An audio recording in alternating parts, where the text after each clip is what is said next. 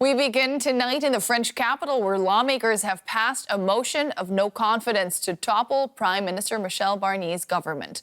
The fall of his 3-month-old cabinet is likely to deepen France's political crisis.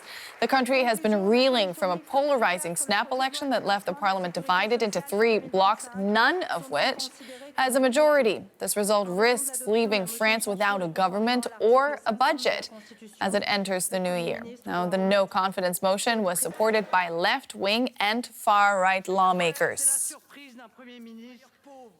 Let's take this straight to Paris. Our correspondent Lisa Louis has been following proceedings today at the French Parliament. Lisa, the French Parliament has decided. What happens now? Well, as you said, the government has been ousted. Prime Minister Michel Barnier will hand in his resignation to French President Emmanuel Macron. It's very likely that Macron will first of all say, you are staying as a caretaker prime minister.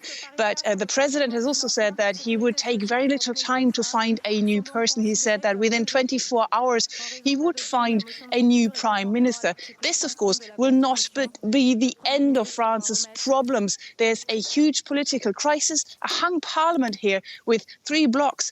None of these 3 blocs has a majority in parliament, and it is incredibly difficult for the French parliamentarians to find a way to work together, hence today's vote. So we're looking at one of the EU's most powerful countries potentially being politically paralyzed for an indefinite period of time. What consequences can we expect from this? Well, absolutely. There will be a lot of political problems here in France. You know, even if President Macron finds a new prime minister, obviously the focus would be, first of all, to push a budget for 2025 through Parliament in one way or the other. If that doesn't happen, the budget 2024 will be replicated for the next year. You know, that sounds all right, but it's actually not that good for this country that is facing a 6% public deficit this year, and the country's debt stands at more, it's actually higher than its GDP. So it really is necessary for France to bring down spending. That will be really, really difficult without a proper budget for next year. Politically speaking, even if there is a prime minister, I mean, how will he find majority given that even Michel Barnier, who's known to be an astute negotiator, he was the Brexit negotiator on an EU level, and yet he has not managed to bring enough people behind him together actually to vote through this budget for next year. So who can face this mammoth task? We don't know. For now, President Macron is apparently already talking to different candidates, and we should know more within the next 24 hours. At least that's what he said. Let's consult the crystal ball for a second. Who do you think could be a candidate to step in now as Prime Minister? Well, there are a few candidates from the left, socialist candidates, for example, who said, you know, we volunteer.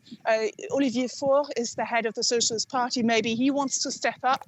The idea would then be actually to bring together people not only from the left-wing bloc that has in the past already said we want to govern with our program and want to put in place our entire program, which was a problem for all the other parties. So maybe the socialists step up and say, you know, we will try to find a compromise with our party, some left-wing parliamentarians, but also some parliamentarians from the centre, like the Modem, which is a centrist party, and even some of the members of Emmanuel Macron's bloc or party and his allies. So that would be one possibility. Of course, no one really knows at this stage.